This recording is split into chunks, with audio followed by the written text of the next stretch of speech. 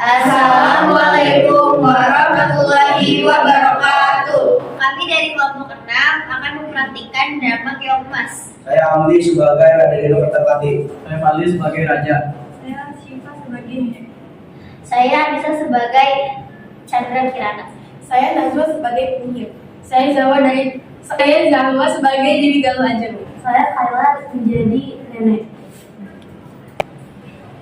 Dahulu kala di kerajaan Daha hiduplah seorang raja bersama kedua putrinya. Suatu hari raja memanggil kedua putrinya tersebut karena mereka akan kedatangan tamu dari kerajaan Kahuripan yang bernama Raden Dino Kertapati.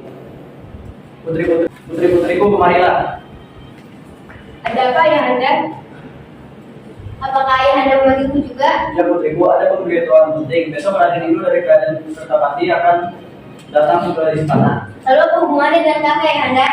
Ayah sudah membuat perjanjian dengan ayah Raden Dino bahwa ayah akan menikahkan salah satu putri ayah dengan Raden Dino. Lalu siapa yang akan dijodohkan dengan Raden Dino, Ayah? Kami telah memutuskan bahwa Chandra Kirana lah yang akan menikah dengan Raden Dino. Tapi keputusan ini tidak bisa diganggu gugat. Maaf Ayah, kami tidak sempat terus. Terima kasih ayah Anda, Kirana senang sekali. Sama-sama anakku, mari kita persiapkan segala sesuatunya untuk besok. Sementara Dewi Galuh merasa iri dengan Kirana yang bernasib baik dan mujur akan menikah dengan Inu Kertapati. Niat jahat untuk mencelakai Kirana pun terbesit di pikirannya. Ia pun mendatangi sebuah gubuk milik penyihir. Permisi ya Pak, ada orang. Apa yang Anda butuhkan, gadis manis? Aku membutuhkan bantuanmu, tolong bantu aku. Kamu ingin aku melakukan apa? Aku ingin kamu menjadi Chandra Kirana menjadi hewan menjijikan. Pokoknya aku ingin Chandra Kirana menderita. Baiklah, aku akan menyihir Chandra Kirana sehingga dia tidak dalam pertunangan dan menikah dengan Raden. Terima kasih. Sedang disebut kerjasama denganmu. Ini was sebagai imbalannya. Sekarang, aku akan menyiapkan sihir untukmu. Baiklah, aku tunggu kabar darimu penyihir. Keesokan harinya, Chandra Kirana pergi ke pasar membeli parfum untuk menyambut kedatangan Raden itu Kertapati besok. Pulang dari pasar, Kirana melewati sebuah sungai. Di sungai tersebut, Kirana dihadang oleh perempuan tua yang bersuka. Perempuan tua itu adalah nenek sihir yang diminta oleh Galuh untuk menyihir Kirana. Hahaha, Chandra Kirana, apa kabarmu? Kelihatannya hari ini kamu sangat berhasil. Siapa kamu?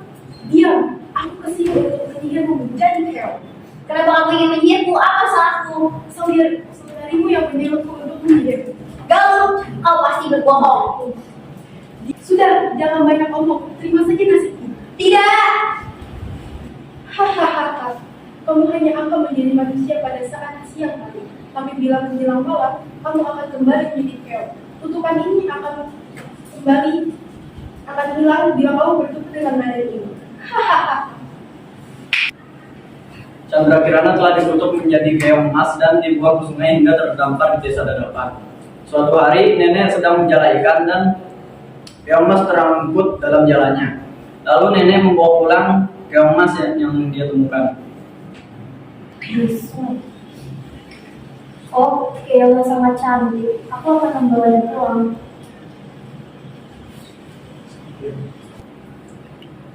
Setibanya di pondok, nenek meletakkan keong emas di tempat yang aman, lalu beristirahat sejenak di kursi. Sampai jam segini, aku belum juga mendapatkan ikan. Aku harus mencari ikan lagi. Kalau tidak mendapatkan ikan, aku mau makan apa? Nenek itu kembali mencari ikan di sungai. Kemudian Chandra Kirana kembali ke wujud manusia. Lah, kenapa aku bisa di sini? Oh iya, tadi ada seorang nenek yang membawaku. Kasihan sekali nenek itu. Untuk makan saja dia harus mencari ikan terlebih dahulu. Aku akan memasak makanan untuknya.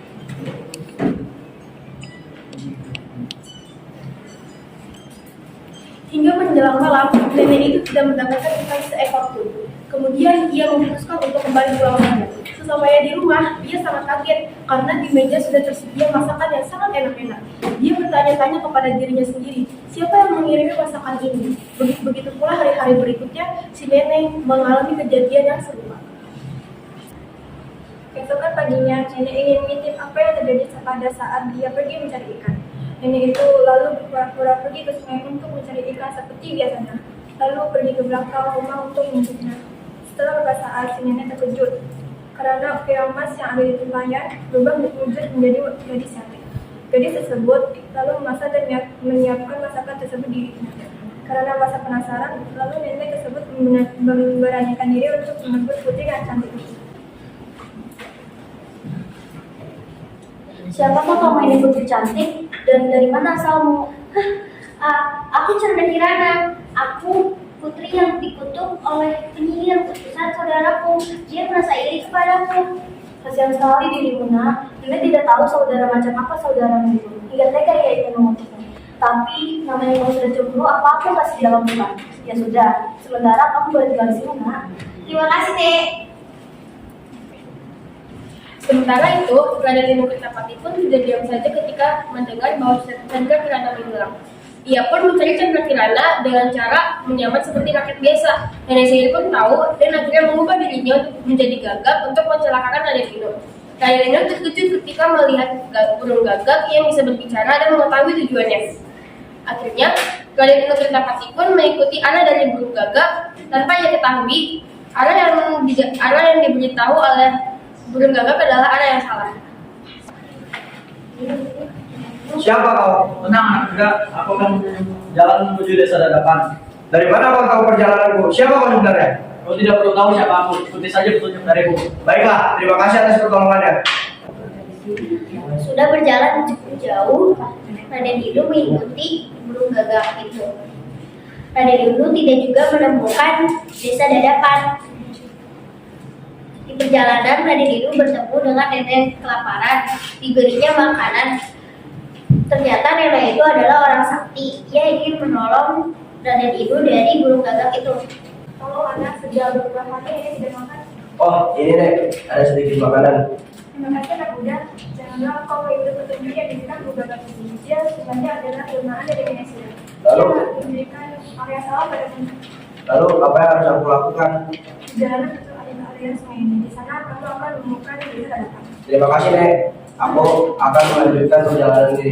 Hati-hatilah dalam perjalanan sama kuda. Baiklah nek. Setelah berjalan berhari-hari, sampailah Raden Dinu di desa Dadapan. Ia pun melihat ada bubuk dan melihat untuk merampilinya untuk meminta bubuk air karena perbekalannya sudah habis. Saat sampai di sana, betapa terkejutnya Raden Dinu ketika melihat Chandra Kirana. Akhirnya, kutukan dari penyihir itu pun hilang karena pertemuan itu. Di sana ada pondok. Mungkin aku bisa menumpang istirahat untuk sementara waktu dan setidaknya aku bisa mendapat seteguk air. Aku sangat lelah sudah berjalan sejauh ini. Permisi, Ya, sebentar. Chandra Kirana. Bukankah kamu Chandra Kirana? Raden Dinu, kenapa kamu bisa ada di sini? Ceritanya panjang. Aku sudah mencarimu berhari-hari. Sekarang ayo pulang, ayahmu sudah menunggumu. Terima kasih karena kamu telah menyelamatkanku. Kirana. Siapa Kirana? Oh nenek, kenalkan ini Raden Dinu yang waktu itu Kirana ceritakan. Dia kemarin untuk menjemput Kirana, tapi Kirana tidak tega meninggalkan nenek sendirian di sini. Tidak apa-apa Kirana, pulanglah. Kamu masih hidup keluarga. Begini saja, nenek ikut kami dan hidup bersama kami di istana. Akhirnya, Raden Dinu memboyong Chandra Kirana beserta nenek baik hati tersebut ke istana. Kemudian Chandra Kirana menceritakan perbuatan Dewi Galuh kepada sang raja. Raja meminta maaf kepada Chandra Kirana, begitupun sebaliknya. Dewi Galuh lalu mendapat hukuman setimpal karena Dewi Galuh merasa takut. Ia pun pergi ke hutan dan melarikan diri. Pernikahan Chandra Kirana dan Raden Dinu berjalan dengan lancar dan sangat meriah. Akhirnya mereka hidup bahagia. Amanatnya adalah jangan merasa iri kepada saudara sendiri dan jangan berkhianat kepada saudara sendiri. Sekian dari kelompok kami.